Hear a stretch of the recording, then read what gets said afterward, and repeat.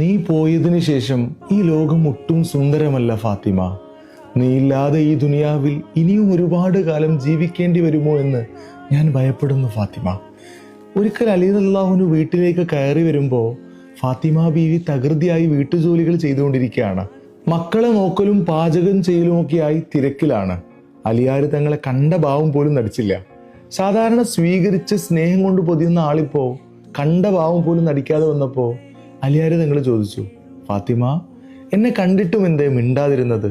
കേട്ടയുടനെ ഫാത്തിമ ബീവി പറയാണ്, ഞാനൊരു വിരുന്നു പോകാൻ ഉദ്ദേശിക്കുന്നുണ്ട്. മക്കളെയും നിങ്ങളെയും തൽക്കാലം കൂട്ടാൻ പറ്റില്ല.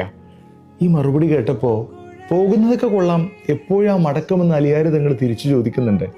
ഖിയാമത്ത് നാളാവുന്നത് വരെ ഞാൻ മടങ്ങി വരില്ല. ഞാൻ എൻ്റെ ഉപ്പാനെ മുത്തുനബിയെ സ്വപ്നം കണ്ടു. ഒരുപാട് കാലായില്ലേ, കാണാൻ പൂതി വരുത്തുന്നു. ഞാൻ നിന്നെ കാത്തിരിക്കുകയാണെന്നും പറഞ്ഞു.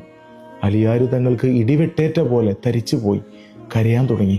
ഫാത്തിമ ബീവിയും ചേർന്നിരുന്ന് കരഞ്ഞു. ജീവന് തുല്യം സ്നേഹിച്ചവൾ, റസൂലിന്റെ പുന്നാര മകൾ, കൊടും ദാരിദ്ര്യത്തിലും പരിഭവങ്ങൾ പറയാതെ കൂടെ നിന്നവൾ. നീ പോയാൽ പിന്നെ ഞാനില്ലാത്തതുപോലെയാണ്. നീ ഇല്ലാതെ ഞാൻ എങ്ങനെ ജീവിക്കും ഫാത്തിമ? അലിയാര് തങ്ങൾ വിതുമ്പി. ലോകത്തെ ഏറ്റവും മികച്ച മാതൃകാ ദമ്പതികളായിരുന്നു അലിയാരും ഫാത്തിമയും. ആ ഫാത്തിമ ബീവിയുടെ വഫാത്തിന്റെ ദിനമാണ് റമദാൻ 3 ഇന്ന്.